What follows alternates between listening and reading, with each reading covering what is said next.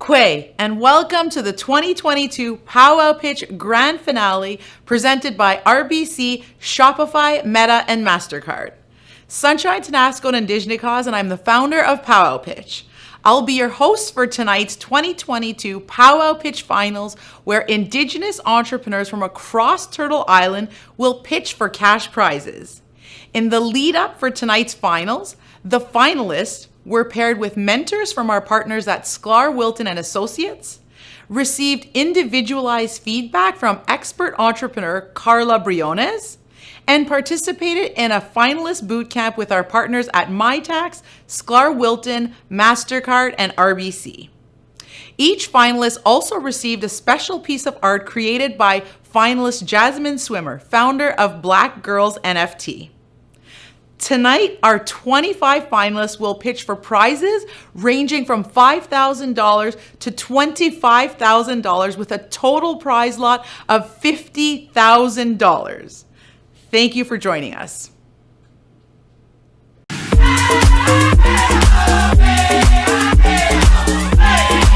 Eight years ago today, I started Pow Wow Pitch with the vision of combining Indigenous culture and social innovation to create a platform to celebrate, showcase, and spotlight Canada's Indigenous entrepreneurs.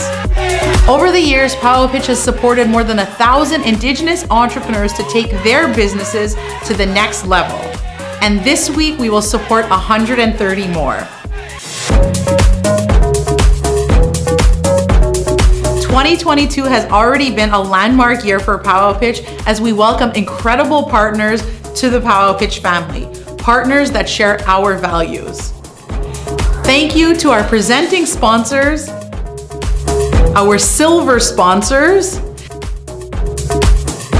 our seed sponsors, and our collaborating partners. With their support, we have unlocked new opportunities for Indigenous entrepreneurs and grown our prize and grant pools to more than $200,000. This summer, 2,400 Indigenous entrepreneurs pitched live at powwows and submitted their video pitches across Turtle Island from nations like the Salish, Inuit, Métis, Cree, Ojibwe, Anishinaabe, Mi'kmaq, and Navajo. We shortlisted the top entrepreneurs from each category and matched them with outstanding mentors in the lead up to this week's semifinals. Every night this week, you'll have the chance to watch Pow Wow Pitch semifinalists pitch to our esteemed panel of judges as they compete for a place in the Pow Wow Pitch finals taking place on October 19th.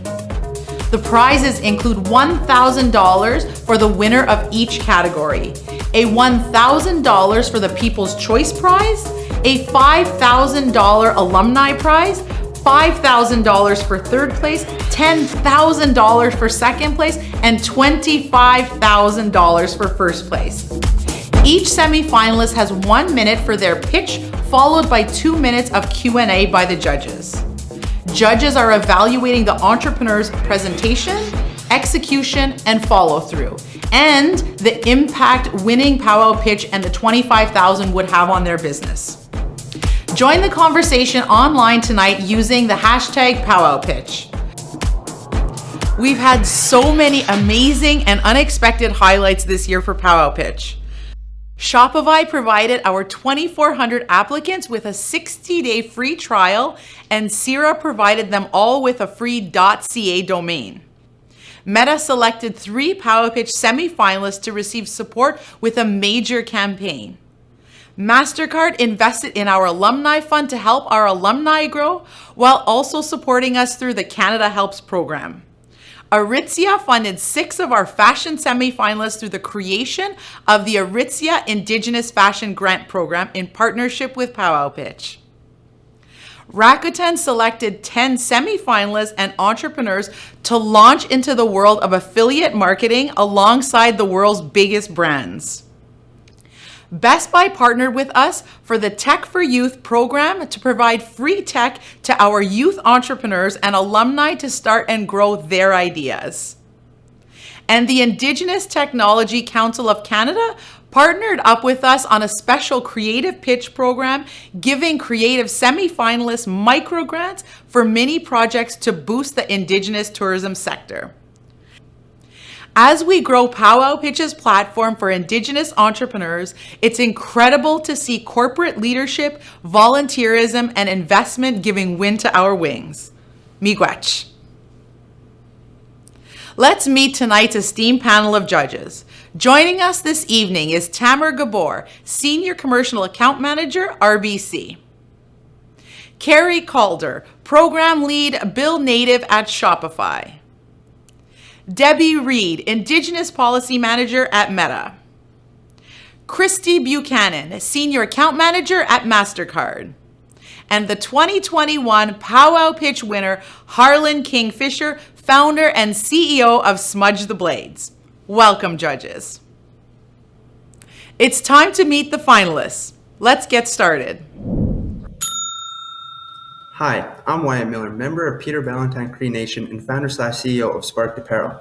Before you could feel sparked in my apparel, I began with tailoring my own clothing to fit again and posting creations on my Snapchat. After receiving tremendous support from family and friends, I started creating and selling original flannels. When picking out a name for my business, I always knew I wanted apparel in the name, and after a few sales, I could start to see the spark in people's eyes from receiving their clothing. And I knew Sparked Apparel was a perfect name and launched in January of 2021. I focus on using sustainable and upcycled material to create my clothing because no one knows how long that flannel could have been sitting on the rack, and I wanted to give them a second chance. I currently sell my creations directly to the customer, as well as I have my clothing displayed on my website and in local tourist shops back home. Our revenue since 2021 is $20K with net profits at 25%. I've donated half my profits to my business while investing/saving the rest. I see that number doubling over the next 2 years as I attend Toronto's film school and balance Sparked. My target market, based on the demographic, is ages 20 to 30. They are thrilled about the color and uniqueness of my creations. I have moved from my small town to Saskatoon, SK, which opened great opportunities to generate publicity. Since then, my business has been covered by major news media such as CBC, Daily Mail US and UK, London's Newsweek, and many more. With the 25K winnings, I would be able to finalize my office, upgrade my website, find distributors, make sure I always have inventory stocked, as well as it would open doors for people back home to join my business as I can hire the right staff. But before I do any of that, my first plan is to give a 5K donation to my hometown/high school where I was first taught how to sew in my grade 9 home economics class. I've always wanted to give back in a way they could receive or purchase new sewing machines, different materials, or who knows, maybe an embroidery machine or screen printing kit to give the kids a new opportunity to embrace themselves and show you don't always have to speak to make a change. Thank you so much for your time today. I hope you enjoyed. I can't wait to answer any questions you may have. Good job, man. Way to go, Wyatt. That was excellent, Wyatt. So, quick question. In terms of the manufacturing of the product, are you the only one manufacturing these, or do you have someone else helping you? At the moment, I'm the only one that cuts and sews and does the embroidering and the marketing and all. Thanks, Wyatt. That was great. What inspires you to do this? The main thing that inspires me is just I come from my small town, which is 4 hours away, and in the last year that I moved, everything that's been blowing up, all the exposure I've gotten in love, it just shows everyone that there's a new opportunity to go about life and you don't always have to just go to school, do your 9 to 5. Wyatt, is that one of your shirts? And where can I get one? Yes. I love it. You can actually get one on my website or you could just email me. I'm always on my email. Great presentation. Wonderful job, man. That was great. Good job today. Thank you so much. Thank you very much. Bonjour, Nibui Sabe, Indigenous Kazmigazine Dodem. I said my name is Standing Sasquatch Man and I'm from the Eagle Clan and my given name is Sean Rayland-Boubar. In 2018, I founded Red Rebel Armor, an Indigenous-led streetwear brand, on a social mission to provide on-the-job paid training for our relatives returning back to the community from the criminal justice system. Red Rebel Armor believes our relatives returning back to the community have value and the power to transform their lives, families, and communities. When Indigenous Joe or Jane are released, they're met with complex and compounded barriers. We're talking about inadequate housing, a criminal record, addictions, and systemic racism, to name a few. This past year, we've had the privilege privilege of employing and upskilling one of our relatives. This person is becoming a role model for their community. They have IDs and bank accounts and navigate public transportation with plans on getting post-secondary education and a license. We've also saved the federal government over $200,000 through crime prevention. We recruit our relatives through community referrals, and we've partnered with an organization to hire their participants. We design, market, and print and fulfill all our products from a 300 square foot warehouse. We sell directly to consumers through our website. We sell wholesale to local retailers, and we sell apparel printing services to local organizations. This year, we've grown by 285% and generated over $387,000 in revenue with a profit margin of 33.6%. Currently, we're collaborating with 3 cohorts of students, a knowledge keeper, an advisor, and other community stakeholders to build our organization internally and externally. By winning $25K, we can purchase more equipment, move into a larger warehouse, hire more relatives, and fulfill more orders as we are currently at capacity. Increasing our capacity will help us double our sales and impact in 2023. Miigwech. Good job, man. Great job. Good job. Amazing. So you covered everything, but so I'll look up with the new question. How will you look at expanding to non-Indigenous markets to have other people coming in and buying your streetwear and supporting your organization? That's the main mission, because we only Indigenous people only represent 5% of the total population. So in our marketing, we try to be as inclusive as possible. One of the biggest rebuttals we have is people feeling uncomfortable about wearing Indigenous designs, and I let them know that it's culture appreciation because you're getting it from an Indigenous-owned business rather than appropriation for someone that's just trying to make a buck. Good job, man. So question is, there's a lot of different clothing brands out there in apparel. How are you different from the rest of them? Well, what makes us unique is we design, print, and we do everything ourselves. On top of that, we have our social impact. What are we doing in the community? How we're collaborating in the community. That's what gives us our unique value proposition. Awesome, man. Good job. Really good job on the pitch, brother. Way to go, Sean. Hello, my name is Garrett Millsap, and I'm the owner of Rad Relish Co. I'm pitching today from the unceded territory of the Silex Nation. I'm a proud member of Métis Nation, British Columbia, and I sit on the board of directors for the Kelowna Métis Society. During COVID, I found myself spending a little more time in grocery stores. So I decided one day to look around for some Indigenous-made food products for my family. To my shock, I couldn't find anything. How is this possible in 2021, I said. So I decided to do something about this. Utilizing my education, business experience, and passion for Indigenous culture, I founded Rad Relish Co. Rad Relish is the creation of my 92-year-old grandmother, Métis elder Peggy Millsap. Rad Relish is not your typical relish. We use zucchini, a vegetable that is sustainable and overgrown in Canada. Rad Relish pairs perfectly at your next barbecue. It is great on chicken, pork, beef, and if you use it with mayo, it makes a bomb tartar sauce. Rad Relish is vegan, gluten-free, and proudly Métis. I started Rad Relish in April of 2021, and I'm proud to say that we are in over 200 retailers and have done over $100,000 in sales in this short of a time. We have grown the product line from 1 SKU to 3 SKUs and have outgrown our current operations. We currently are building a new facility right now. We hope to provide 2 more Indigenous people with employment, and we currently sell in food service with Gordon Food Service and Cisco. The goal of Rad Relish is to become the first Indigenous food product available in mass grocery in Canada. If we can unlock this channel, Rad Relish hopes to unlock it for all other Indigenous food products. Imagine going to your grocery store and having an 8-foot section of only made Indigenous products. This is my vision. With the $25K, we can hire a broker and we can pay for listing fees with mass grocery chains in Canada. This will allow us to become a national brand. Thank you, Pow Wow Pitch, for this incredible platform you've provided for Indigenous entrepreneurs. Good job. Great. Awesome story. Great pitch. I'm so curious to hear what your projections are going to be over the next coming years. Let's say in the next 3 to 5 years. Well, honestly, we had rapid growth in the first year. Our projections are to do probably about 150 in the next year. It solely depends on if we can find distributors. Right now, the grocery industry is controlled by one major guy in Western Canada by the name of Jim Pattison. He controls it all. He owns the distributors. He tells you what he buys the product for. He sells and what he's going to sell the product for. So that's why this 25K is so crucial to pay for listing fees to get into stores, because without that, you're just simply, the gatekeepers are keeping us out.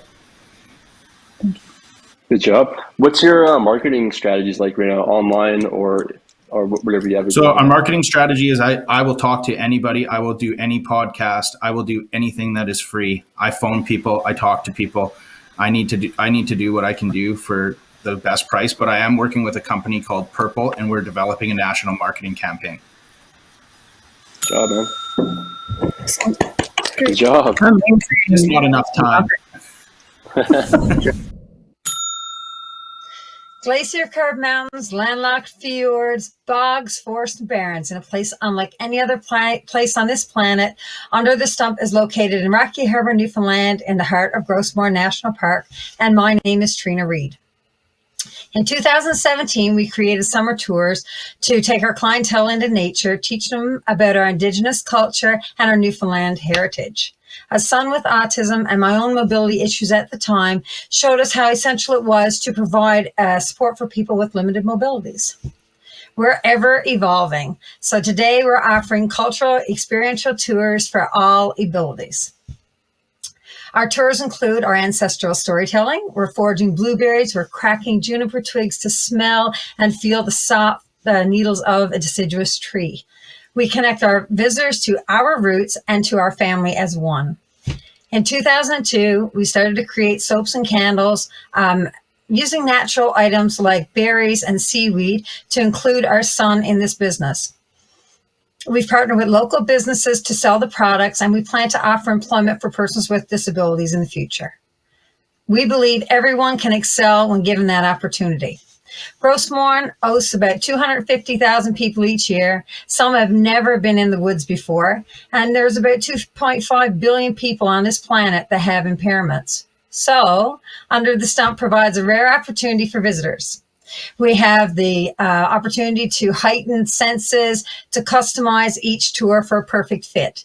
In 2017, we hosted 9 visitors, and today we've hosted up to 155. Winning the finale would help us purchase supplies and tracks for the vehicles so we can provide inclusive and accessible tours year-round. We support our communities. We're trying to extend the season, and we're trying to strengthen our connection to people, place, and our past. We thank you. That was a great job. Trina, great presentation. Love it. Can't wait to come to Grossmore and meet you. Have you thought about expanding it? Have you thought about expanding it beyond Grossmore? Right now, we want to offer locally because we feel that there's so many people coming to the area that we have something new and vibrant and something for all abilities. Amazing. Thank you. Can you share a bit about what the revenues are for the operations that you're running?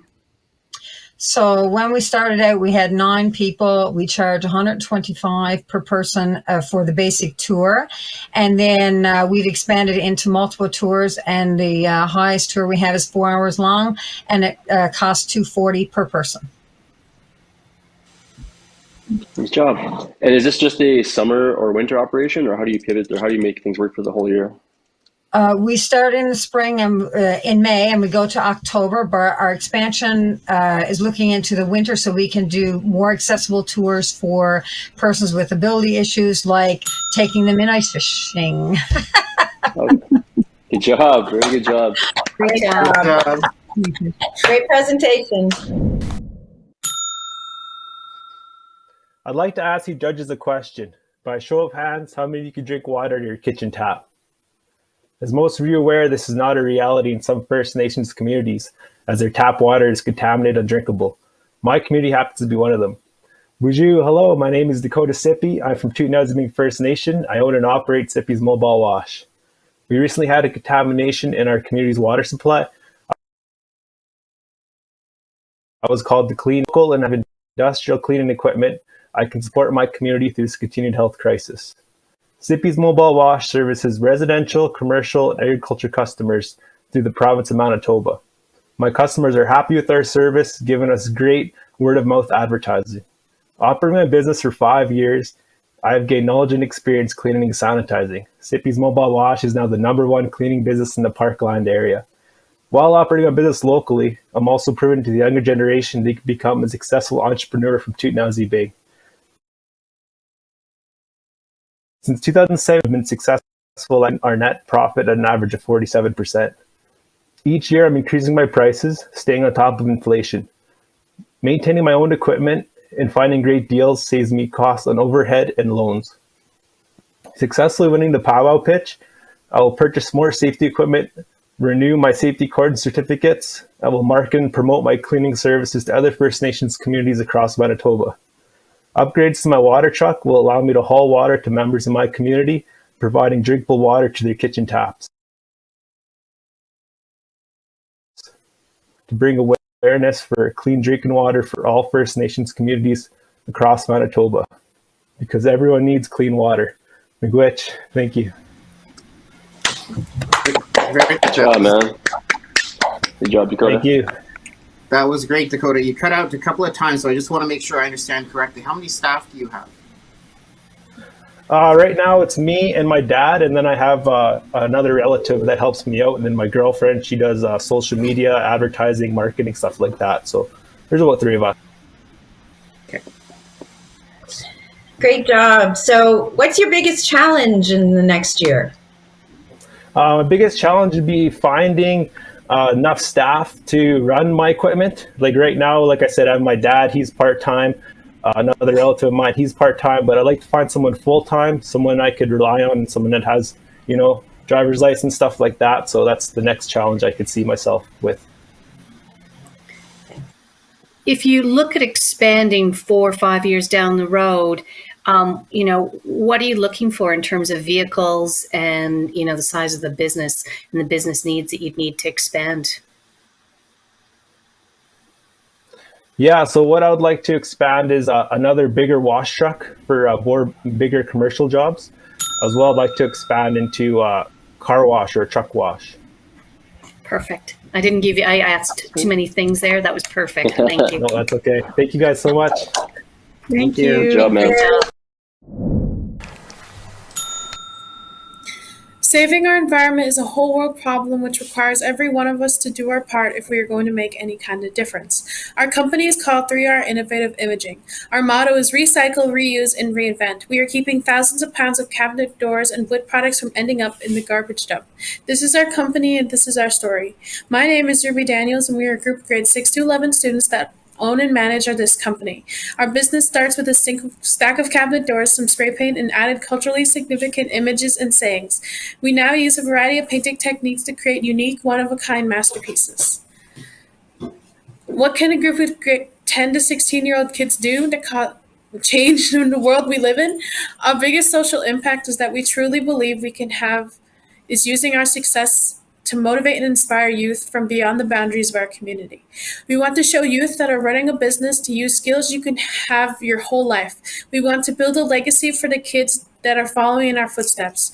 We want to start a Dreamspiration camp that will bring youth together and hopefully empower them to create their own chances and opportunities. We can become positive change makers. Now back to business. We are having an absolutely amazing year. We will reach our goal of 100K in sales this year. Our products are sold in 14 and counting retail locations across our province and 1 in Manitoba. Our goal is to add locations in Alberta and BC for this Christmas. Watch out on December 16th on APTN as we put our business to the test in Bear's Lair. Our newest product is rear view mirror hangings. We have sold close to 2,000 of these in the past few months. Watch out for new line in greeting cards and journals. We are learning that profit is not a dirty word, but business is hard work. We compare ourselves to the work we do, and we have $25,000 in the bank as profits. What will any winnings do for us? As you can see in the pictures, we need our own dedicated workshop and showroom. We know we need social media, and we will be launching our Facebook and Instagram sites in the next couple of weeks with a webpage to follow. Dream, believe, and achieve, inspire. This is what we do. Yes! Yes! Yay! Great job! That was amazing. Thank you. So my question for you is how you see your sales in the coming years. You've obviously done great right now. How will this look in the next couple of years? We hope to expand as we bring more kids, and it would be amazing. Good job. Quick question: what inspires you the most? What inspires me the most is what we can show other people that what we are capable of. Good job. Can I ask you a question? What's the ownership structure of the company? Who owns it? We always get everyone's opinion, so it feels like everybody owns it. That's what we always tell them. Okay. Great pitch, Ruby. I was there for your first pitch. You've improved and you're doing so well. And when you're ready to get onto Facebook and Instagram, look me up.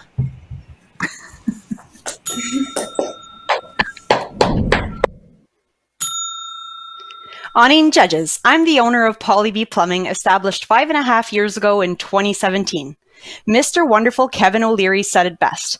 Every structure on the planet needs a functional plumbing system, therefore making Poly-B Plumbing not only essential, but also a necessity.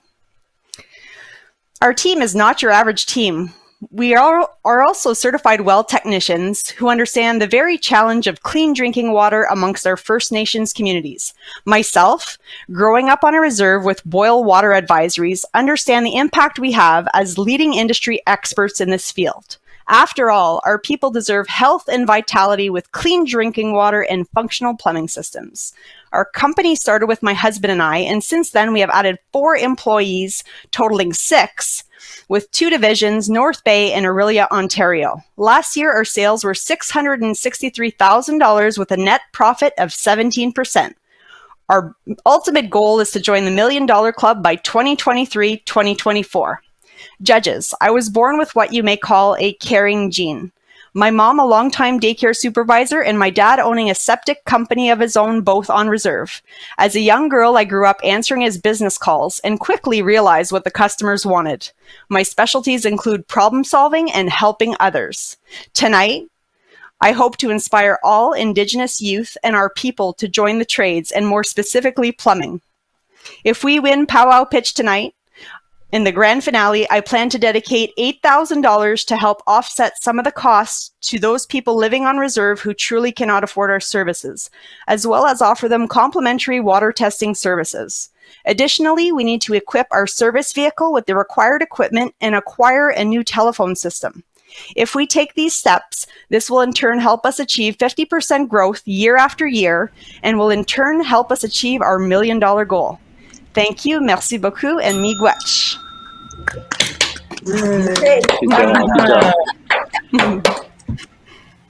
You've been really clear in terms of what you need to grow your business and what you want to achieve very quickly.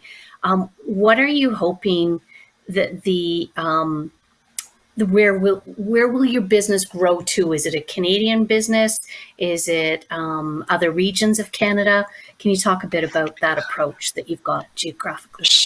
Sure, that's a very interesting question you have, and based on some of the conversations that we had, is that there's been interest in our company as far as franchising. We've been asked questions over the phone in numerous occasions whether we are a franchise, and of course we were surprised in the beginning, but the more I talk about it, I don't see it why we couldn't make that a possibility. And I have also talked to other contestants who have franchised their company, and they're willing to help me, so that's a great start. Amazing. How will your business have a positive atmosphere and working environment for the people that you're bringing on board? I think we have a really fast-paced company so far, but I think we try to bring some humor into it, and more recently trying to, am I cut off or can I keep going? I'm curious to know what you're going to say. That was great. I love the humor. Great job. Great company. I love this. Thank you so much. Good job. Tanshi, hello. My name is Emma Love Cabana. I'm a proud Michif woman based in Vancouver, BC. I'm the founder of Three Sisters by Emma, a beadwork jewelry brand that began as a part-time hobby in 2019 and grew from the encouragement of my own three sisters. Their nurturing mirrored the Three Sisters food group, corn, beans, and squash, who all contribute to each other's growth. This relationship occurs within my work as well, with my craft flourishing from a love of fashion, sisterhood, nature, and culture. I saw a huge gap in the market. Indigenous beadwork is a luxury handmade item, so why are we not seeing it represented in luxury retail? Instead, we see appropriation by unsustainable fast fashion brands. I made it my mission to create a brand that brings Indigenous beadwork to the high fashion space while honoring slow fashion and cultural values. I'm proud to say I've become the first Indigenous jewelry brand in luxury department stores Simons and Holt Renfrew. My Shopify store is in the top 8% of stores that open the same week.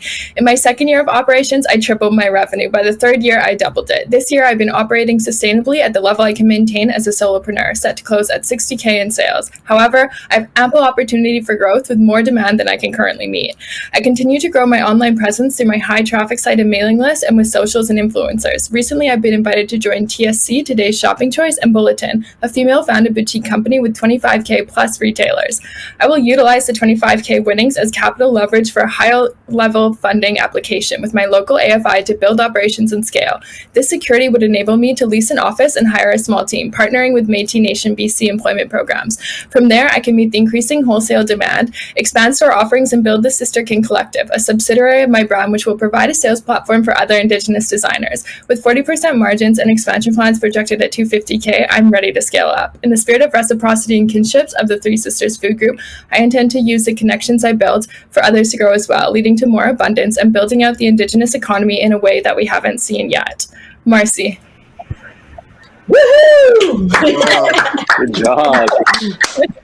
Good job.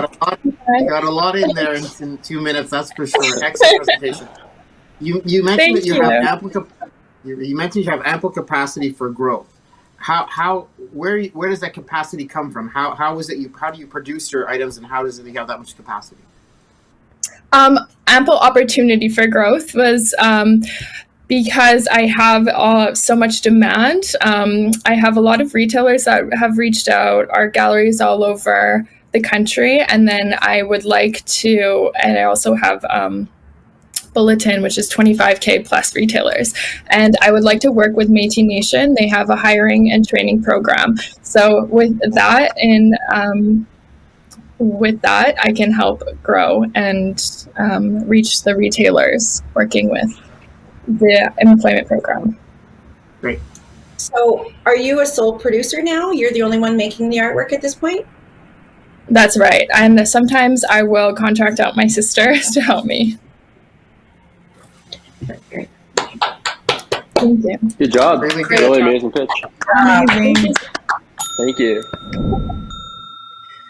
Tansei judges, my name is Jackie DeCoteau-Gill, and I am the founder of Cookham's Helper Society, the first culturally based Indigenous-run end-of-life care center.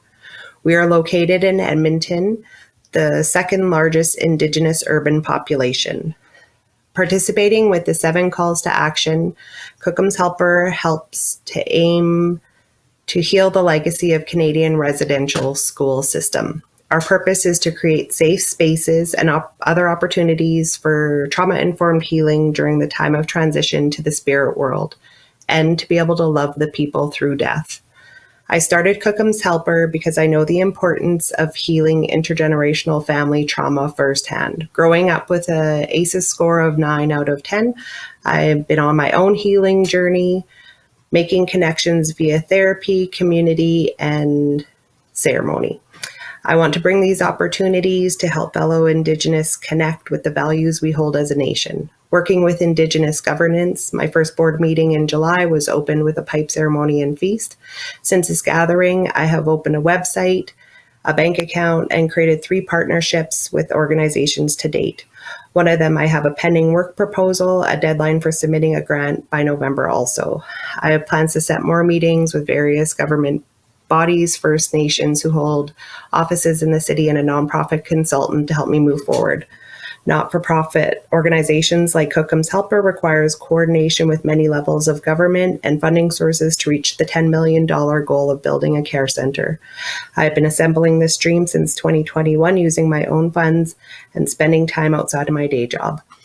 Winning the $25,000 would not only allow me to fully focus on the society through relationship building, grant writing, and partnering with Indigenous serving organizations, but allow me to bring on team members to help expedite the development process.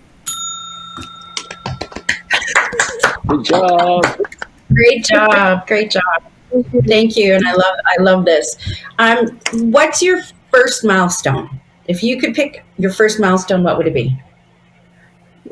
Getting a grant done, I think, would be my first one. So there's one with the Indigenous Peoples Resilience Fund, and they work off the Truth and Reconciliation. So it goes in line with what I'm proposing. And that one's due in November. Are there organizations like yours in other regions, or do you see that the model you're creating could be taken elsewhere after you get to a certain scale in Edmonton? I haven't heard anything about other regions. Like I know Alberta Health Services has different like beds set aside in different facilities. And in Edmonton, there's one hospice and they run off of like donations. And so it could be expanded. Yeah. But for now, like I'm born and raised in Edmonton, so I want to help Edmontonians. Amazing. Great job. Thank you. Good job. Great job. Great pitch. Okay, guys, my name is Jordan. I'm a Red River Métis, originally from Winnipeg, Manitoba, and also the founder of a rental app called Rentry, an app where individuals can list, discover, and rent out everyday items directly from each other. So similar to Airbnb, but you're able to rent out everyday items like kayaks, bikes, or tools, for example. Currently, the first version of the Rentry app is available to download on both app stores nationally, where folks, as of now, are able to communicate, pay, and rent items directly from each other in a worry-free way on their phone. That being said, by winning $25,000, this would not only allow me to continue this startup adventure, but also expedite Rentry's user growth throughout Canada, specifically with the support of digital marketing and mobile tablets that are preloaded with the Rentry app and then can be used and supplied to existing Indigenous rental businesses like a canoe or ski shop, for example. Having them as an early trusted rental partner to the platform and also to Rentry's growing community base of 22,000 who have either downloaded the app, registered on our website, or signed up directly in a bootstrap marketing campaign we have pushed out, which has not only shown myself and my small startup team that Canada from coast to coast is ready for a circular way of living, but also maybe Canada's next biggest tech company can be led by an individual with Indigenous background and who shows similarities and values that aren't too different from the folks on this call and the other 2,500 amazing Indigenous entrepreneurs who have applied for this competition alone. So that being said, thank you, and special thank you for Pow Wow Pitch for giving me this opportunity, guys. I really appreciate it. That's a little bit about Rentry. Great job. Love the poster behind you. Yeah. Oh, thank you. How do you instill trust between the customers that rent and then somebody that borrows? What's the model, and how do you ensure that people feel like if I lent my kayak, I'd get it back at the end of the week? Yeah, really cool. Good question. So to kind of complete that worry-freeness of uploading items, renting between each other, we've actually teamed up with a national insurance partner to allow on-demand insurance for those particular items going out. On top of that as well, too, in our next update, we're actually adding verification for IDs and faces, just to kind of ease up on who's actually renting those particular items. And like you said, assuring if it's lost, stolen, broken, there's actually a support system in place for that. Excellent. Very cool. So I'm curious about what you have in place for just the marketing. Like what are the demographics of your existing current market? Who's your target demographic? Yeah, I guess good question. So since we're a startup, we're really small. We've been focused on existing merchants right now. So those mom and pop rental shops that maybe they're particularly renting out everyday items like outdoor and adventure stuff like kayaks, e-scooters, and all that jazz, as well as tool merchants. So that's been our specific focus of trying to provide as much value to those folks. Oh. Perfect. Way to get that all in. Great. Amazing. Yeah. Great idea. Good luck. All the best. When I was 16 years old, my mother abandoned me, not because she didn't love me, but because of unresolved trauma. I was fortunate enough to become my own legal guardian. And although I fought through the adversity, eventually becoming a nationally ranked senior financial advisor, and later a record-breaking digital media consultant, it wasn't enough to shield me from my childhood wounding.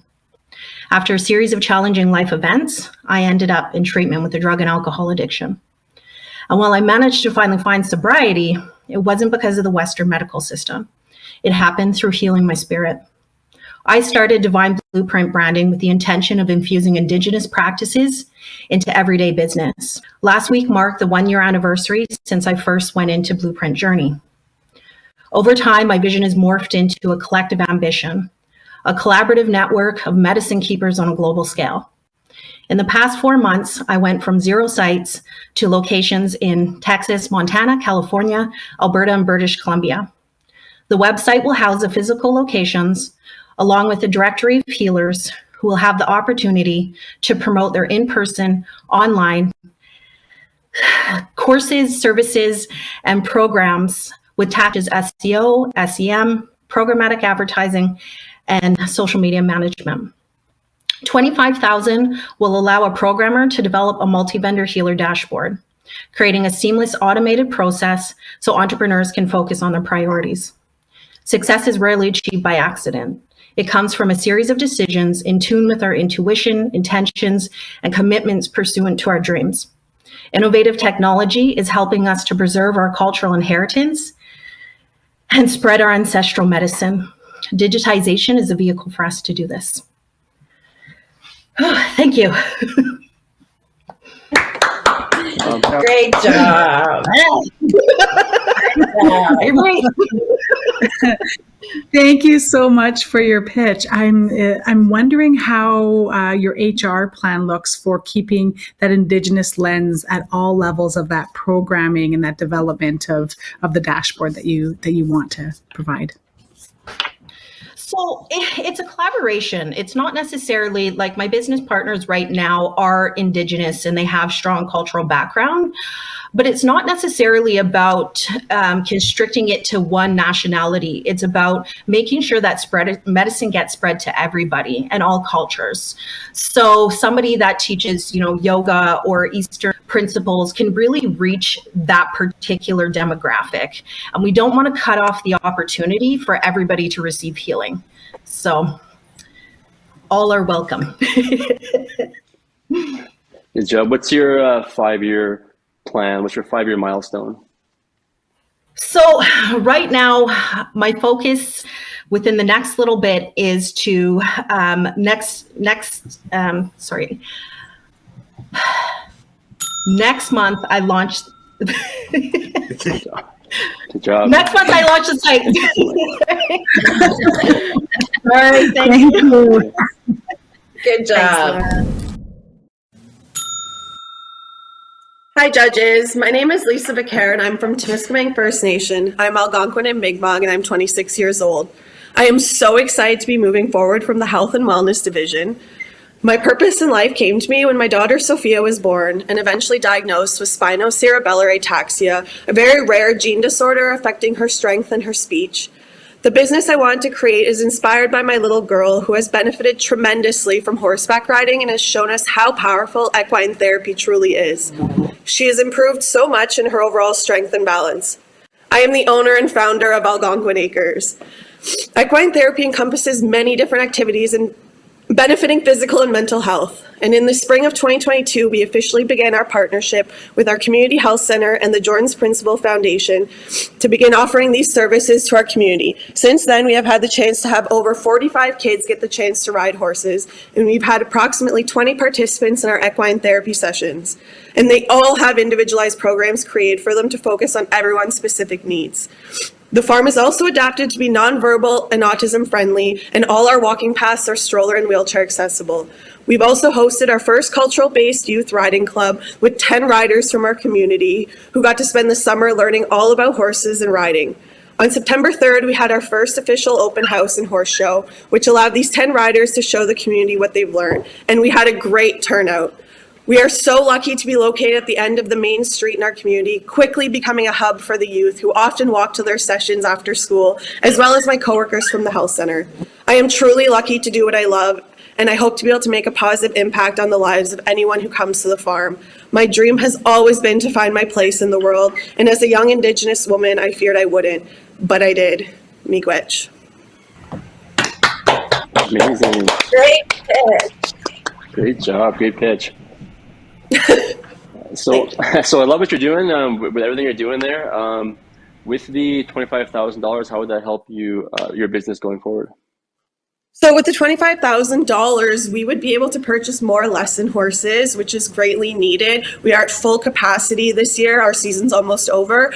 And we already have a waiting list for next year. We have 7 horses and 2 ponies, which was a huge investment for us, and we already need more. That's great. Just following off that same topic, what you already have a waiting list, you're already at capacity. What do you see the market is? What is your waiting list, and how do you see the market? How big do you need to get? So we would like to grow by purchasing the land adjoining to us, which is something we have in our future plans to allow for more space for the lesson horses to live and have pasture. Our demand is going to be never ending because we do have a contract with our health center to work with the special needs youth in our community, and they will always be here. Mm-hmm. Great job, great pitch. I saw you in Ottawa. Amazing. The horse does it. Great pitch. Thanks, everyone. Have a great day. Did you know that only 9% of plastic is actually recycled? And there are 5 trillion pieces of plastic in our oceans?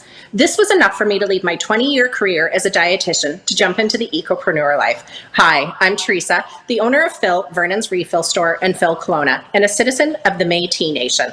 My whole mission is to make our world a greener place by reducing plastic pollution. At Phil, you can come and fill your cleaning and hygiene products using your existing containers. To date, Phil stores have saved over 250,000 plastics from entering the environment. We offer high-quality, organic, and plant-based products from Indigenous, local, and Canadian suppliers, such as dish soap, laundry soap, shampoos, and much more. Our customers love how our products perform, and it's shown with our 70% return customer rate of 20,000 customers. The first Phil opened in December of 2019, and just 11 months later, the second location opened. In its first year, Phil grossed $700,000, and in its second year, closed out at over $1 million. We have a healthy profit margin of 50% and have negotiated additional savings from suppliers with the addition of future Phil locations. At Phil, we live our Indigenous value of giving back to our community through mentorship, inspiring Indigenous youth into entrepreneurship, and donating to charities, including Indigenous charities that focus on water protection and knowledge sharing. We are in the middle of the climate crisis with forest fires, heat waves, and flooding. We need to make refilling as mainstream as possible to help protect our future generations and our waters. The prize money would help to pay for franchising fees across BC, as well as bring in more Indigenous products onto Phil shelves in time for expansion. My immediate plan for growth is to add 2 new Phil franchises and scale the impact that Phil has on protecting our environment. In 3 years' time, Phil stores could easily be saving 1 million plastic containers annually while highlighting our Indigenous worldview. Thank you for the opportunity to make our world a greener place. Amazing. My knees are so weak. No, that was a great presentation, Teresa. Really good. Excellent. Thank you so much. I do have one question though. In terms of the products themselves, I feel as though I've seen those kind of stores before, but the products themselves don't seem to be advertised well. How do clients know and believe that the products work? Where do they get the information from? Yeah, as far as marketing goes, it's been a huge part of the success of Phil. So we have tried many of our products or similar products to companies like Nature's Fair. So tried, tested, true products. We do see advertising on Instagram, on Facebook for these companies. And I think it speaks for itself with our return customer rate of 70% of 20,000 customers, that our customers do love our products and they do come back. Great job, Teresa. Thank you. You're in BC now. Do you look like, is BC the region that you really want to focus on, or do you have thoughts of going somewhere else? Yeah, absolutely. So Phil has not even been open for 3 years. So I want to get my feet on the ground in BC, and then we can look at expanding across all of Canada. I do have an interested party in Sweden and Portugal in looking at bringing it over to Europe. Congratulations. Great job. Thank you. Congrats and everything. Such an amazing pitch. Jack 59 started in my kitchen 8 years ago. I struggled to gain business knowledge and resources for the first few years, but refused to give up my dream.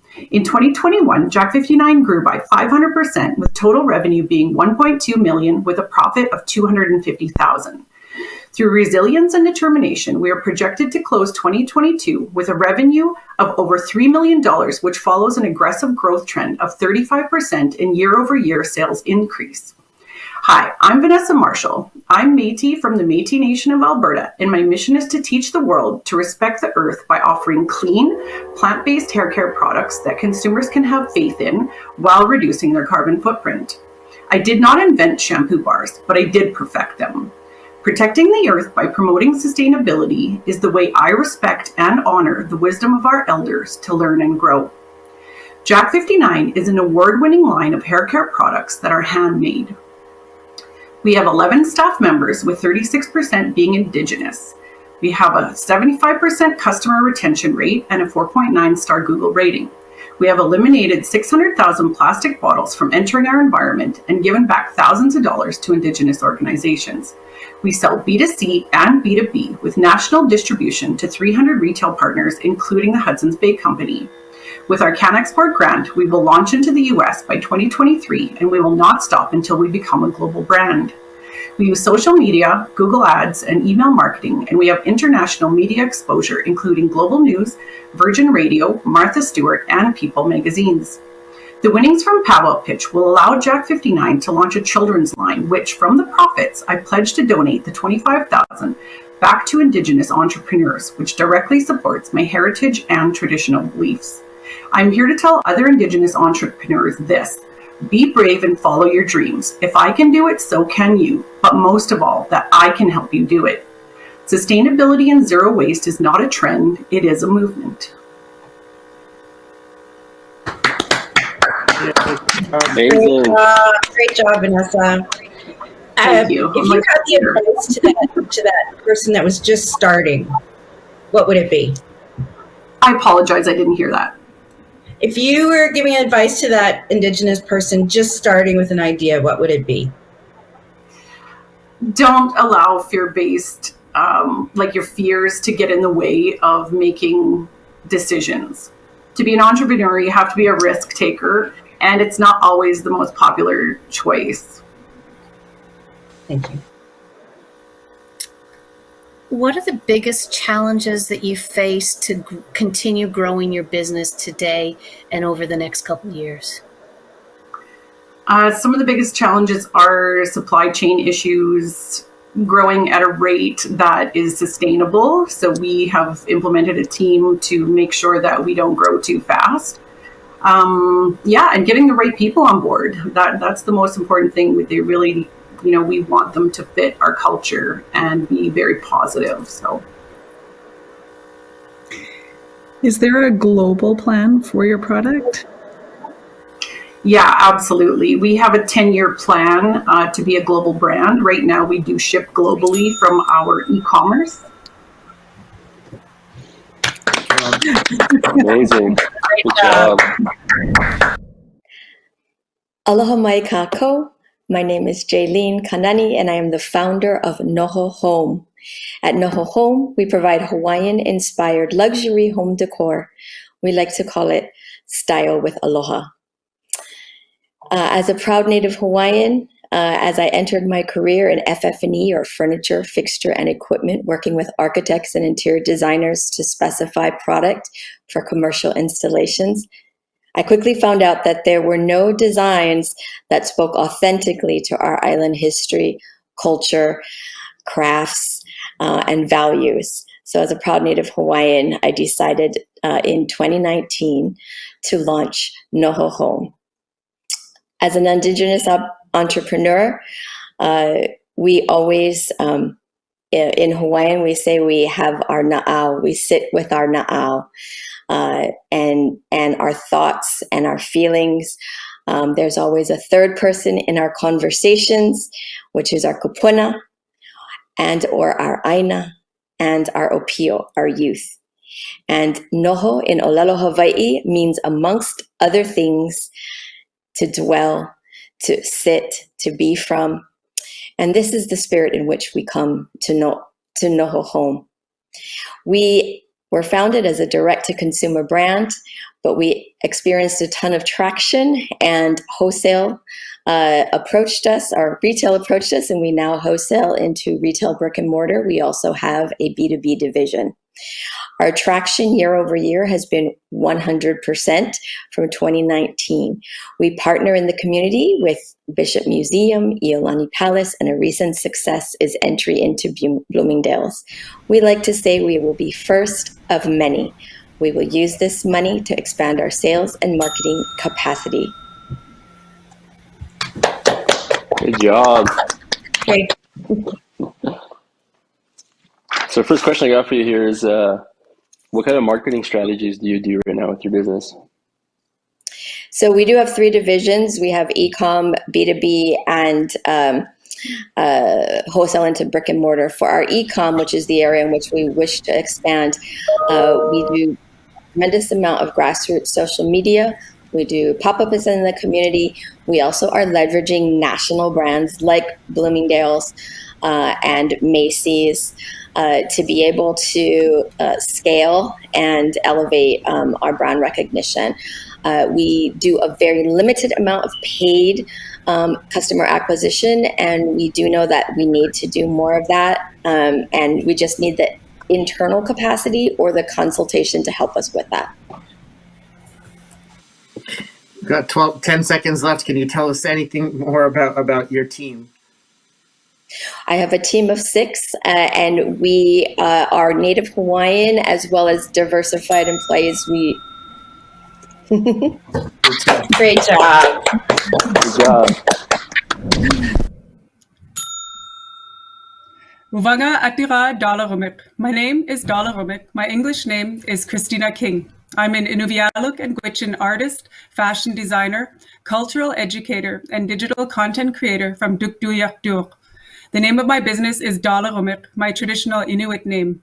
I was named after my great Nanak, who was named after her Nanak in the tradition of our ancestors. I create original Inuit fine art, Inuvialuit couture garments and accessories.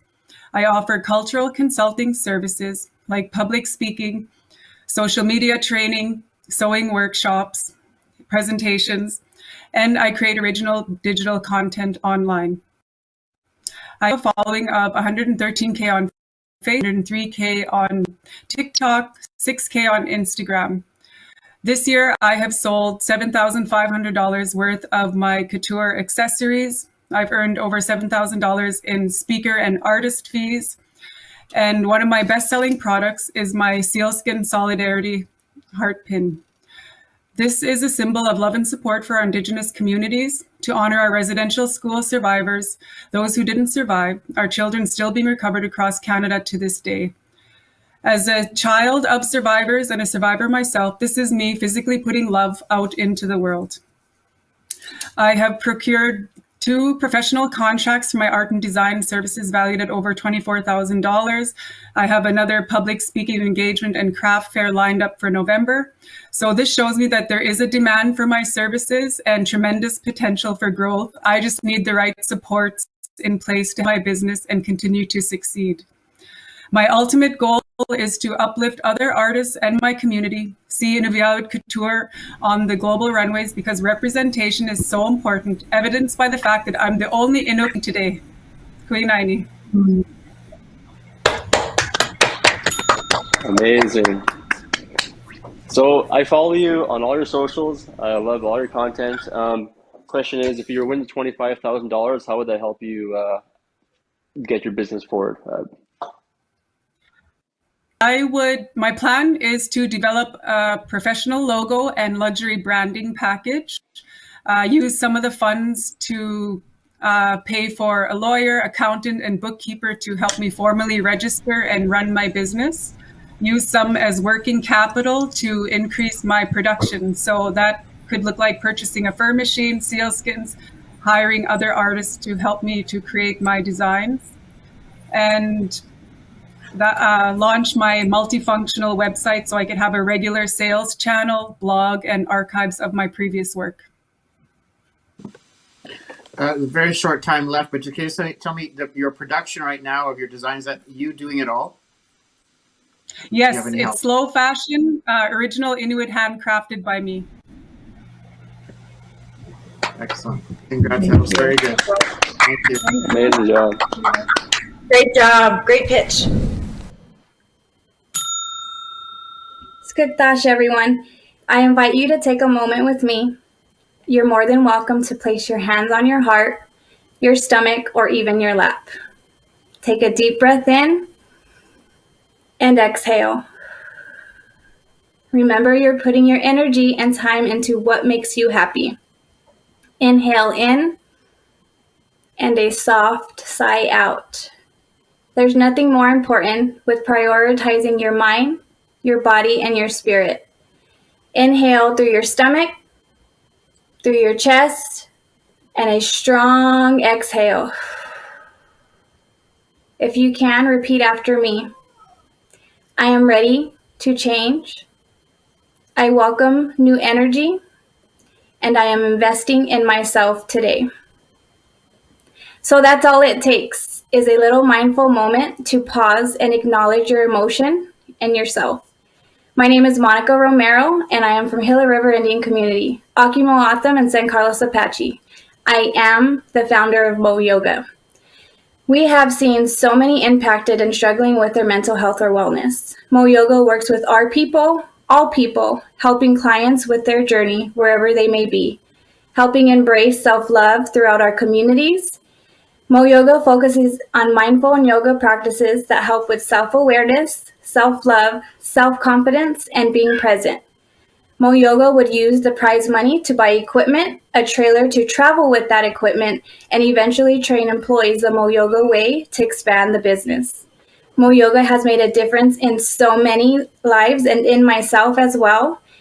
So I want to continue to share that with the world. Thank you so much. Chimigwech for that. We all need to be grounded sometimes. So how do you, what's your business model? So is it online, in person? So I actually have done both, and it is now in person. I am from Arizona, so Levine, Arizona, and I travel. So my in-person classes, I can travel. I can go into your home, or I also work with the community to find a spot, whether it's like a park or a recreational center or anything like that. So I do workshops, mindful workshops, or practice yoga. How do you differentiate your yoga studio from others? What are the unique factors that you bring out when you're marketing or working with people in a setting, doing a yoga class? What is it that makes yours unique? So I would say for me, it's bringing that mindfulness piece into it, which I like to have a theme of my class, whether it's that self-love, that self-awareness. Thank you so much. Amazing job. Getim Alea Hamarawe. Hola, hello. My name is Cece Meadows, and I'm the founder and CEO of Prado's Beauty. We're the first Chicana and Indigenous-owned beauty brand to retail in a mega retailer. I started off in the industry as a New York Fashion Week makeup artist, and I saw the marginalization of my people in the beauty world, and I wanted to change that. We changed that by creating opportunities to collaborate with other Indigenous artists, such as Stephen Paul Judd. He helped me with my first collection, and we donated 50% of our profits to giving back to our people during COVID. Through that, we have been able to be amplified on social media, and the growth of Prados Beauty has been phenomenal.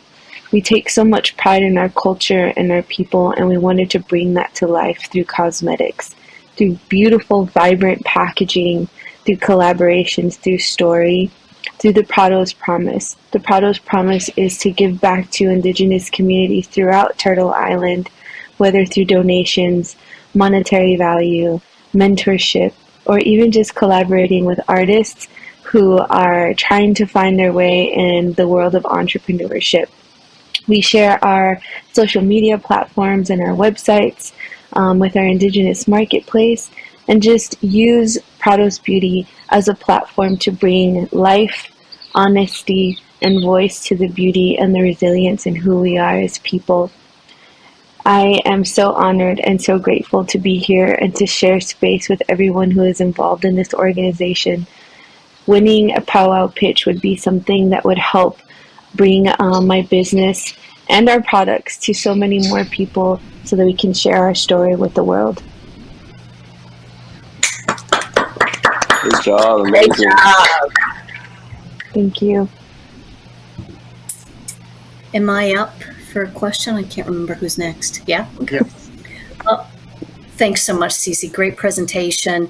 How do you want to expand the business, and what's your next step in terms of your growth strategy? Is it, further where in the region that you're living in, or into any other global space? Yeah, so currently right now we are going to be in 600 JCPenney locations, 300 by the end of this year, and then 300 more by next year. We need product to scale, and that has been one of the biggest problems that I have encountered. We are still bootstrapping. Everything that we make from the business, we put right back into it. So $25,000 would really help us to get product made and to get them into these stores. Thanks so much for that. So can you tell us a little bit about what your annual revenues have been and what your projections would be, let's say, over the next 5 years? Yeah, so this year we're going to be profitable. It's our first year being profitable, and by July of 2022, we had already brought in a little bit over $870,000 in POs. Great job. Thank you. Amazing job. Thank you. Women make up 0.05% of the roofing industry, and most of them are in sales. Hi, my name is Samanntha, owner and founder of Roofer Girl, a small roofing business that focuses on breaking barriers in the roofing industry. In the last 6 years, I've generated approximately $300,000 annually, but as my team grows and becomes stronger, I'm aiming to double that by the end of next roofing season. I have also been able to increase my revenue by collaborations and social media monetizations, which averages out to approximately $16,000 annually. I have a team of 10 people, 2 of which are big organizations supporting me and my dream to start up an all-female roofing training program, a program designed to inspire and empower women through roofing. As I continue to work towards my goal, I've gained a lot of recognition. Recently, I've organized a day of women empowerment by creating a small documentary with several other female roofers. Since then, I've been on newspapers in and around my local area, as well as interviewed twice with CBC News on the radio, and was nominated for an Excellence in Trades Award with WEBA. I've also caught the attention of a production company and may be on my way to a possible reality TV show. Next spring, I will be speaking at a conference in Edmonton, Alberta for Indigenous youth. It is important for me to be a healthy role model to our future generations. I want to share my journey with my people and to show them how strong and resilient we truly are and what we can achieve by believing in ourselves. If I were to win the Pow Wow Pitch Grand Prize, it would go directly to the startup of a very first hands-on female roofing training program, a Roofer Girl boot camp. It will support the cost of materials, extra tools, and a location for the program. Eventually, I want to have this program across Canada from Ontario to Saskatchewan and Alberta. We are also already receiving requests to make our way to the United States as well. Thank you, Pow Pitch, for giving entrepreneurs like myself an opportunity to be heard and supported. Woohoo! Well done. Well done. Good job. That was an excellent presentation. You covered so much, and even of the questions that I wanted to ask you. But I want to ask you again, what size is your team right now, and how many of that team are Indigenous women? Sorry, can you repeat the last part? How many people are in your team right now? How many people do you 10. employ, and how many are Indigenous women? I have employed under me probably like 5, but I have a bigger team standing behind me helping create this program and make everything happen. Oh, I see. Okay, great. Excellent. Chimigwech, what do you see as your next big milestone? After the program, I do want to go to the United States and just really make this reality TV show happen. That's as far as it goes. What do you need, whether it's from opportunities like Pow Wow or other organizations to help you really grow? You've talked about the training programs, which I love the idea of, but is there more that you want to do to your business? I mostly just want to empower women. I want to be a good role model to our younger generations, and that's what I'm focused on. Great job. Answered better.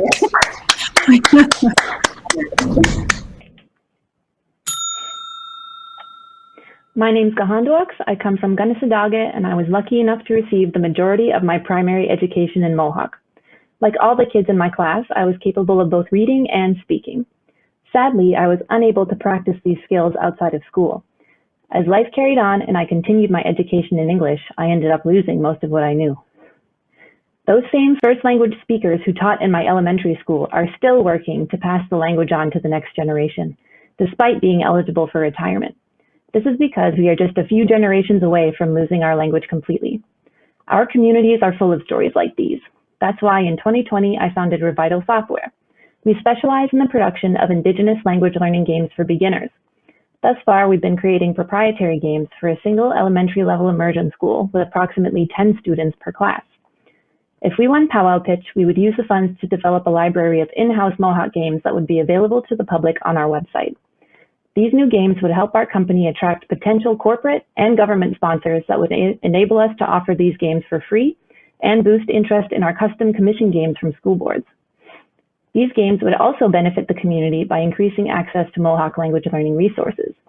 In our first 2 years of business, earnings from our commission games saw growth of 130%, making a total of $22,000. In 2022, we're at the beginning of our 4th quarter and have already made 80% of last year's total revenue. We are well on our way to achieving our 3rd year goal of $20,000. Our languages are important because they are a cornerstone of Indigenous sovereignty, and they are embedded with the accumulated knowledge and worldview of our ancestors. The knowledge within our traditional languages is vital to decolonizing our lands, communities, and our minds. Our motivation for doing this is to help prevent stories like mine from repeating themselves. We will accomplish this by bringing our Indigenous languages back where they belong, in our homes.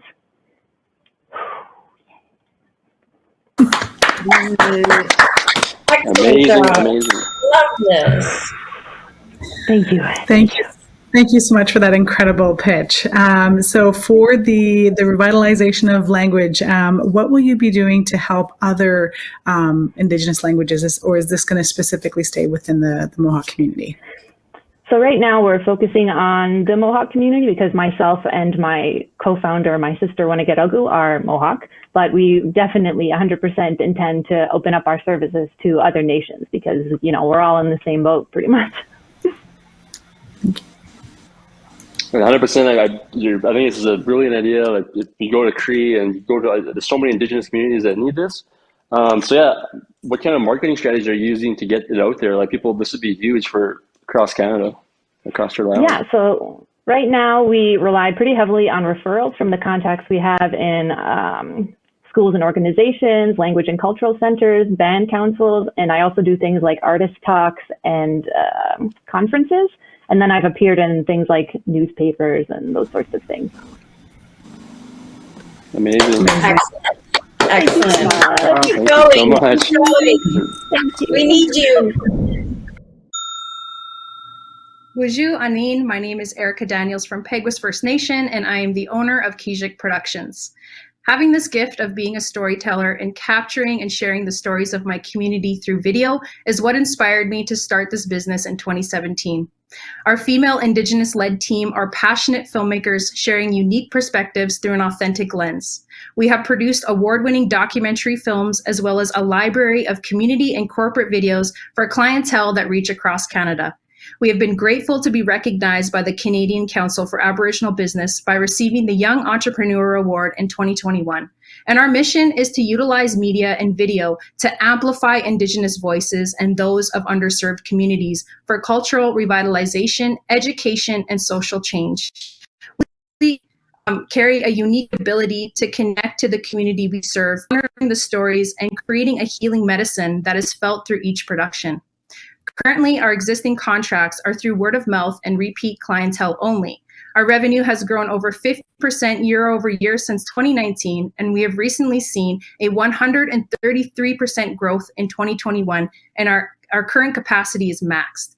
So we aim to expand by hiring and training aspiring Indigenous filmmakers, purchasing high-grade video production equipment, and moving into a large studio to produce our films in-house and not have to outsource for space and equipment rentals.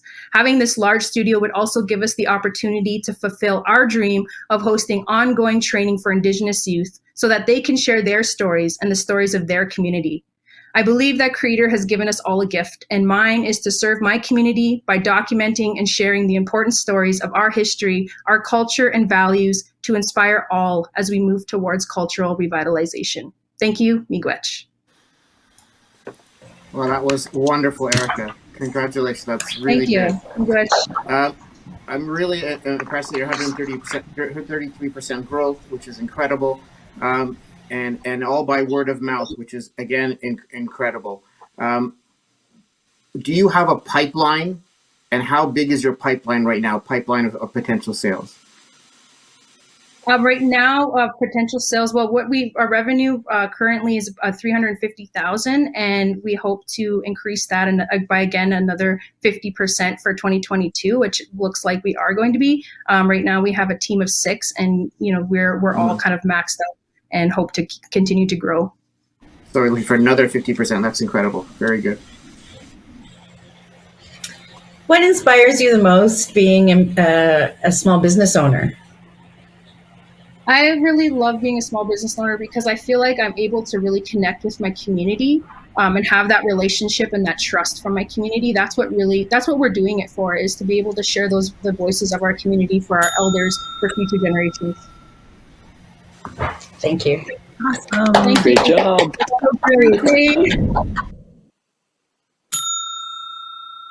Bonjour, my name is Melinda Williamson. I'm Prairie Van Potawatomi from Mayetta, Kansas, and I am the founder of Morning Light Kombucha.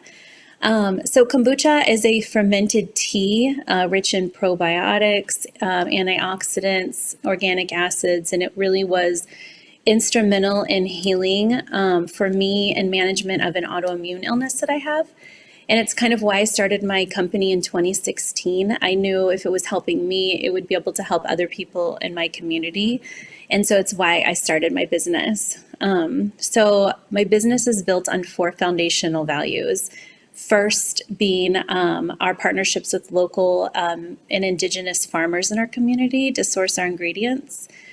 Second is our commitment to sustainability. We're hyper aware of what our impact on the earth is, and we do everything we can to minimize it every day in our operations. 3 is giving back. So to date, we've given back over $7,000 from the percentage of our sales back to Native communities. So we're really excited and happy to be doing that kind of work. And fourth is creating jobs in our community. So right now we have 4 employees. They're all Prairie Band Potawatomi. They live here on a reservation. And if we were to receive this money, this $25,000, we want to have purchase a canning line that would allow us to increase production, increase sales, increase jobs in our community, and increase what we give back. So during the pandemic, we actually were able to pivot our business model and really thrive during that time. We saw our sales increase by 30% the first year and 40% the second year. We're on track to increase even more this year. And that's going to continue to create more jobs in our community. And so I thank you for your consideration for our small business. Good job. Great job. Great job. Can you speak to the marketing efforts that you have planned to really grow your business? It sounds like you've got a really good structure and vision, but just wondering what that marketing direction might look like as you're scaling and moving forward with it. Yeah, so we have a really great website, and we actually just started shipping nationwide. So we're doing some marketing on Facebook and social media. We just partnered with Vicaire, which is a company that helps even increase exposure to other small businesses. People are able to purchase through Vicaire, and we get the orders and we ship directly to them. That's one of the things we're doing. Mm-hmm. Great overview. What is the profit margin that you have for each product you sell? So our kegs, our profit margin, so it takes, I guess it takes about $3 to do 5 gallons. And sorry, is that it? I'm so sorry. No, sorry. You did good. Good job. Yes. Yes, and great overview. Wonderful product. Very good. Thank you. Hi, Graham. My name is Jasmine Swimmer, and I belong to the Kahentawaks First Nations people, and I'm the founder of the digital art collective Black Girls NFT. Finding solace in drawing for myself and dealing with postpartum depression, I found it super difficult to find resources, mentorship, and places to actually display my work and get compensated. As an Afro-Indigenous person, I saw a huge lack of Indigenous representation and not being included in the NFT space and the economic prosperity. So I want to change that by educating community, employing Indigenous artists, and giving back to the community in tangible ways. I specialize in 2D and 3D animations and illustrations, and our collective targets 3 revenue streams: NFTs, digital, murals, and business corporation assets. Since launching in May, we have generated $12,000, and that was just from 1 contract from the city of Toronto. We have 4 upcoming contracts with 4 cities across Ontario and 1 international in West Africa. Just these contracts alone will generate close to $20,000 in the next 4 months. Winning this $25,000 will allow us to get office space, hire 2 Indigenous full-time staff, and get high-quality design, equipment, and software, allowing us to fulfill these contracts and doubling our capacity to meet our goal of $50,000 for our first year. Lastly, to help us grow and create our own Indigenous digital hub, which will help artists and youth to develop their skills and gain their own contracts. So judges, consider Black Girls NFT and the future of technology and economic equality for Indigenous communities. Thank you so much. That was absolutely excellent. Jasmine, that's absolutely excellent. And your sales are starting to grow significantly. Most of your contracts are with cities, I understand so far. What other places can you see sales coming from?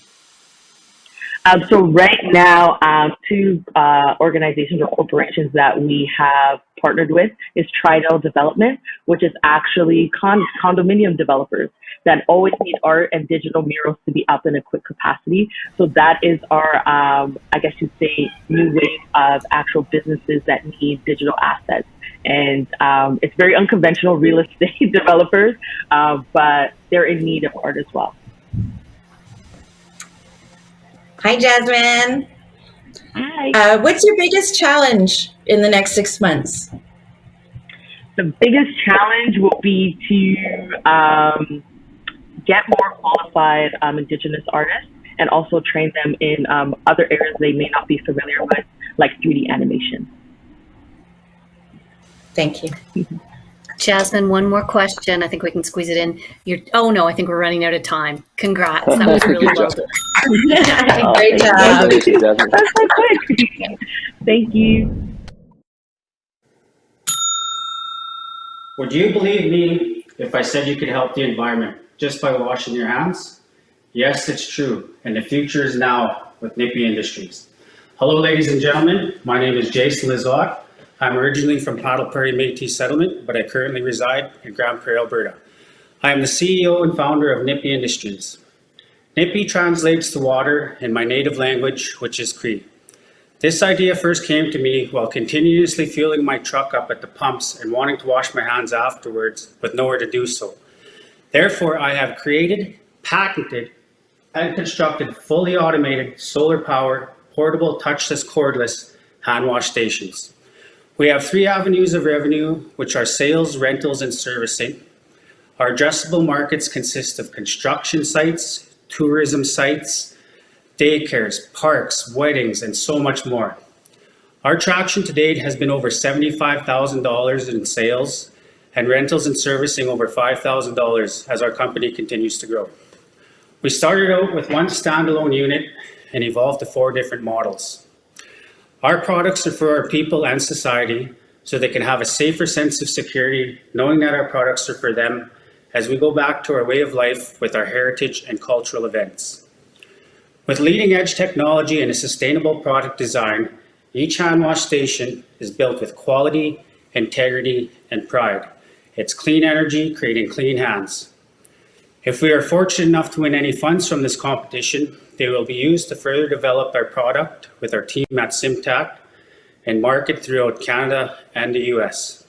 Despite many challenges being an Indigenous inventor entrepreneur, I hope to inspire the younger generation to chase their dreams and goals. Thank you for letting me pitch today. Hi, hi.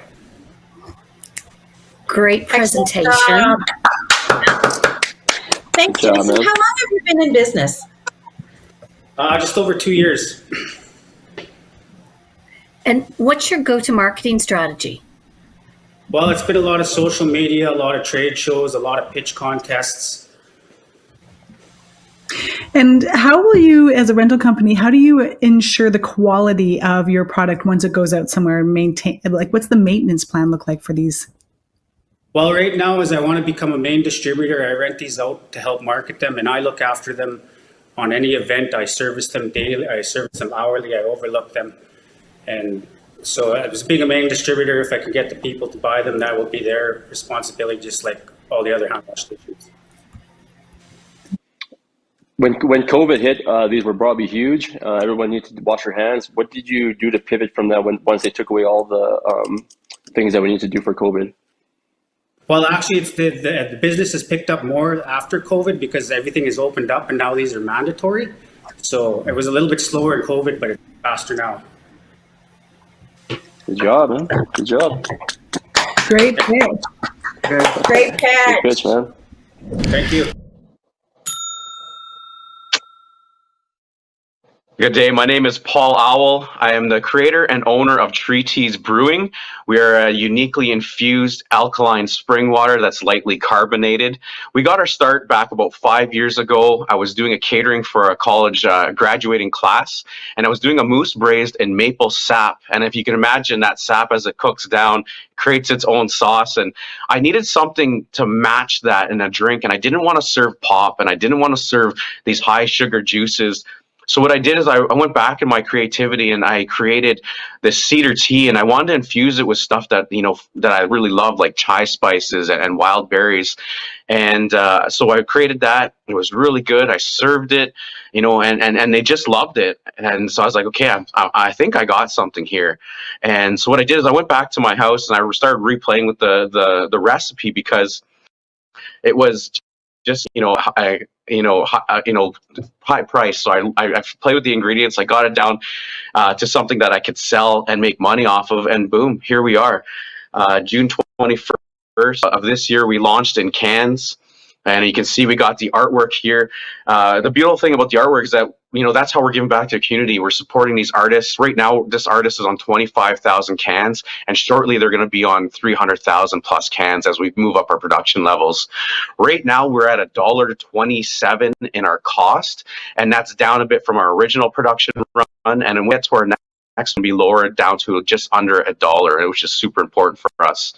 Once we hit that dollar mark, we have the opportunity, and we've already been in talks to start getting our product over into Israel and European markets, as well as distributing off reserve here in Ontario and Canada.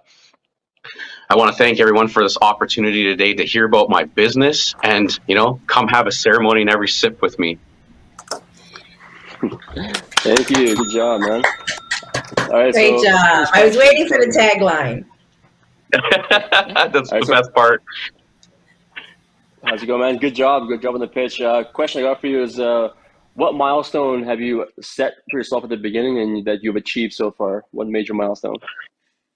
Yeah, you know what? I wanted to get to 20,000 cans, and we were able to order those cans a week after the launch of the first 5,000. My next milestone is getting these cans into 126,000 order of each can, because that drops our price in half on our can cost. And then my next milestone is dropping my flavoring cost, so that we can be way under $1 and be able to produce globally. Awesome, thank you. That was an excellent presentation. I was here live and I saw you present live here in Ottawa, which is really good. Do you have a question about your distribution channels? What have you learned about your distribution channels, and where is it?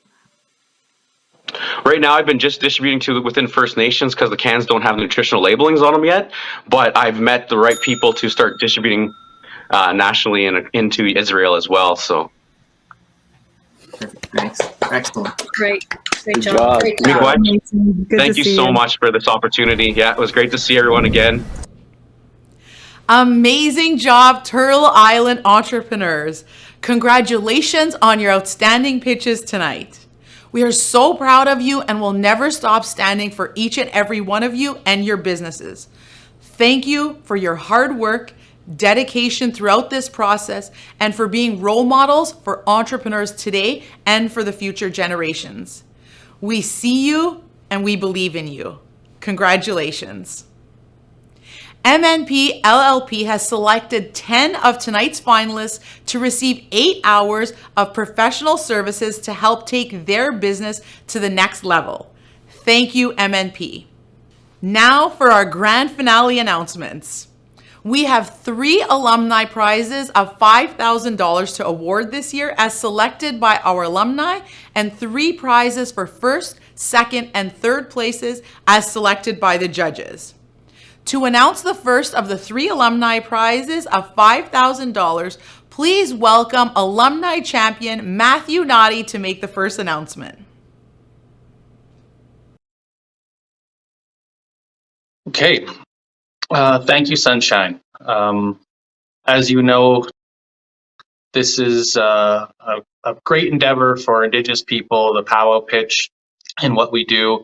But also after the Pow Wow pitch, there's a lot of things that we can do as a team. We have this alumni network that we're compiling all of our winners, all of our placeholders, all of our participants that want to be a part of it. And we're all trying to contribute into a situation where we can actually fund the entrepreneurs that we like, their ideas, maybe fully developed or half developed or maybe even underdeveloped. We have a great group of people that want to believe in other Indigenous entrepreneurs. Our big goal and the thing we use and say is we can do more great things with more great people. And so for this year, the Alumni Network, pretty proud to work in the innovative field with this person, and moving forward, we hope to have her on the team in many ways. It's an eco-entrepreneur building sustainable and scalable platform to reduce plastics in her home community. It seems like it's something that we could replicate in other urban and rural communities where plastics usage, single-use plastic is a problem. It's an ever-growing problem in society. It's great that they're Indigenous. It's great that they're, in my language, a female, because I do believe the future is female.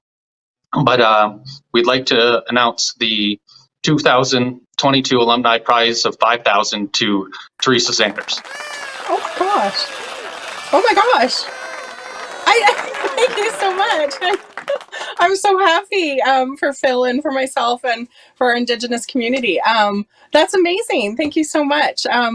It is a really important thing to try and protect our earth, and we see the value in protecting our earth, and it's great that our community here in the Okanagan has also embraced that, and I'm really excited that and honored that this was bestowed upon me. Thank you. That's awesome. And Teresa, that authentic happiness is what we do. We can't wait for you to join the team and put some more passion behind everything that you and we do here at the Pow Wow Pitch. And again, thank you to the support team. And if anything else, back to you, Sunshine. This is great. Thank you, Matthew, and congratulations, Teresa. As an eco-entrepreneur boosting Indigenous businesses, we can't wait to see Phil's franchise boom across Turtle Island. To announce the second alumni prize of $5,000, please welcome Maya Beaudry, the founder and CEO of Cookum Scrunchies, who won third place in the 2020 Pow Wow Pitch. Okay. Thank you, Sunshine. My name is Maya Beaudry, and I'm the founder and the CEO of Cookum Scrunchies.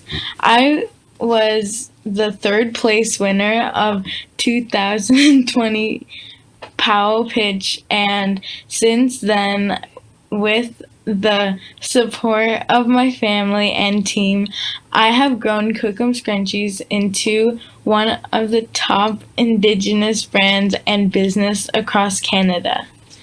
I really think it's really important for an Indigenous entrepreneur to come together, collaborate, and grow. That's why today I'm so excited to have the chance to recognize an amazing entrepreneur who is committed to celebrating and sharing her culture through art, fashion, and sharing knowledge in person and online. On behalf of Pow Wow Pitch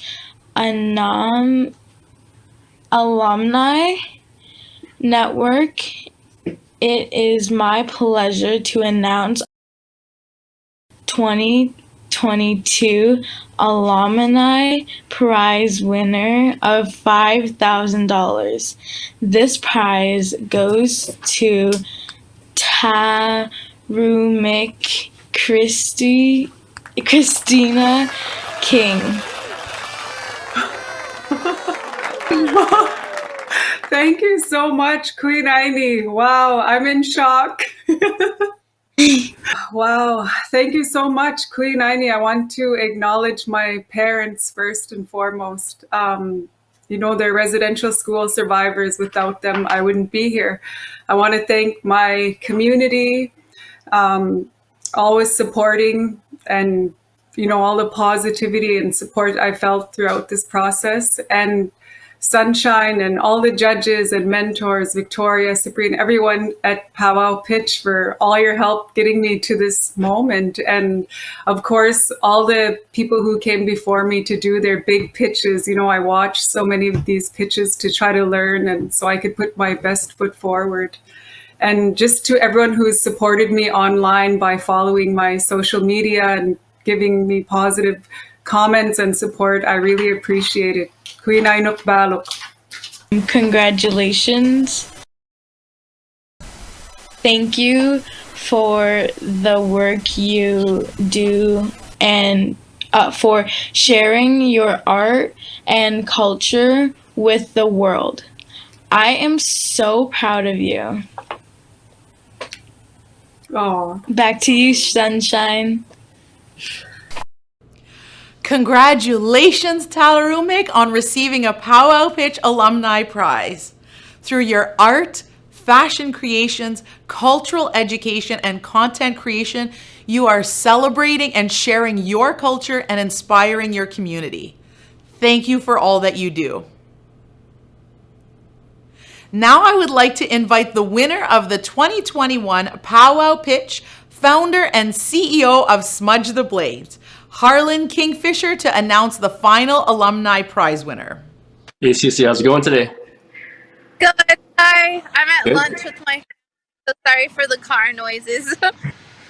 No problem. Well, Cece, I'd like to congratulate you for winning the alumni prize for Pow Wow Pitch 2022. Congratulations. You did an amazing job. Thank you so much. You. Congratulations. From all of us.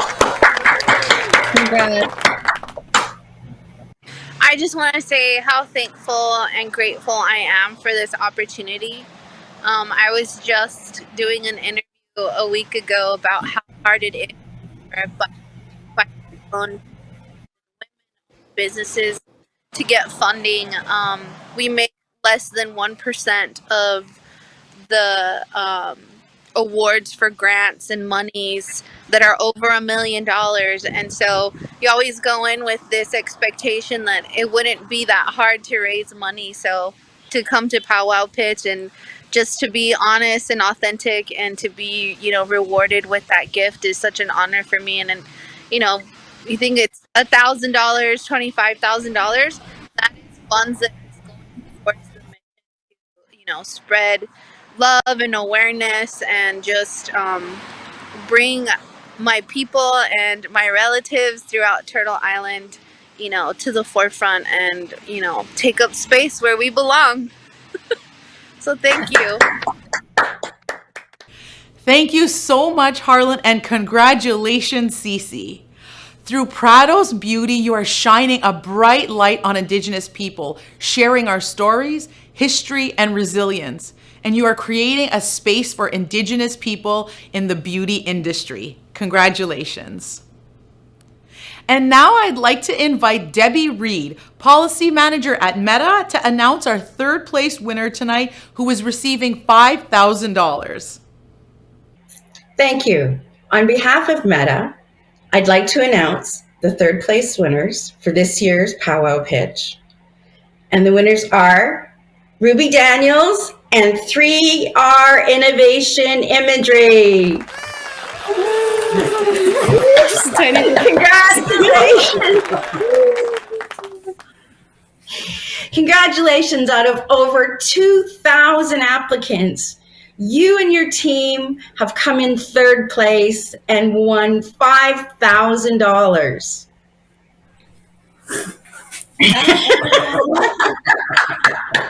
Just dream big, big, guys. Yeah, dream big. Dream. Wait. Can accomplish anything. Yeah, you can accomplish anything. You won't believe how long this took. Ruby, we can't wait to see what you're going to do next, you and your team. You're so young, and we're so proud of you for all the success you've had so far. And we can't wait to see all of the success you and your team are going to have in the future. So congratulations. We're so proud of you. Thank you, Debbie and Meta. You've been incredible partners on our journey across Turtle Island this year. Congratulations, Ruby and the entire 3R Innovative Imaging team, including Joe Taylor for winning third place. Not only are you showing that the 3 R's, reduce, reuse, and recycle, can bring big opportunities, but you're also showing the importance of teamwork and everyone pitching in what they can to make the future better. Congratulations, and we can't wait to see 3R grow.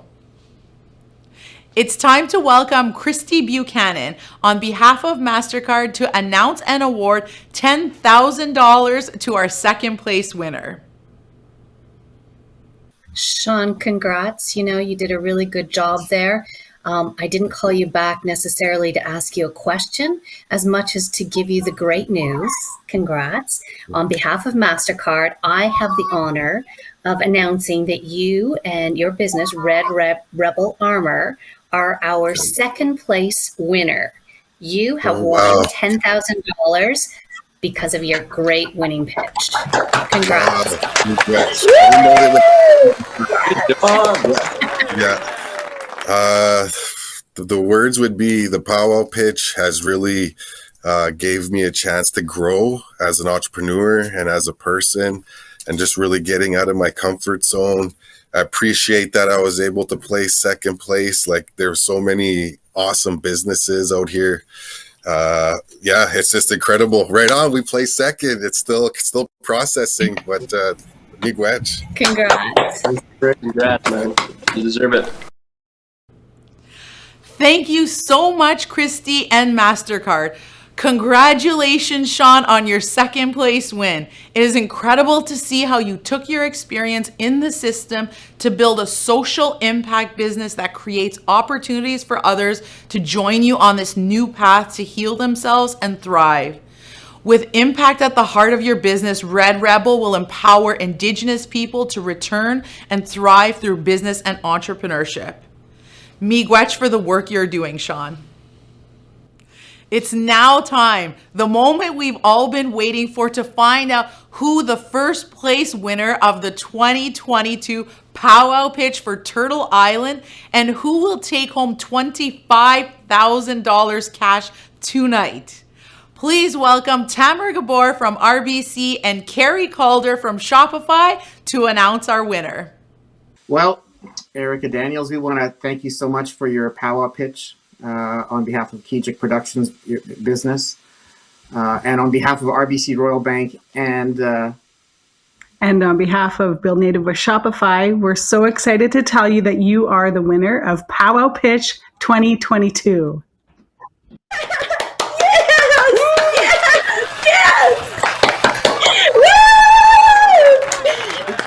Congratulations, Erica, on your $25,000 grand prize winning pitch. Oh my God, thank you so much. Wow. I didn't. I just want to say thank you so much to Pow Wow Pitch, to Sunshine, to Victoria, and to my entire Kijik team for all the amazing work that they do. I'm just so blown away. Like, I'm so grateful. Thank you so much. Yay! Congratulations. Awesome. Amazing. Oh my God, thank you so much. I really appreciate it.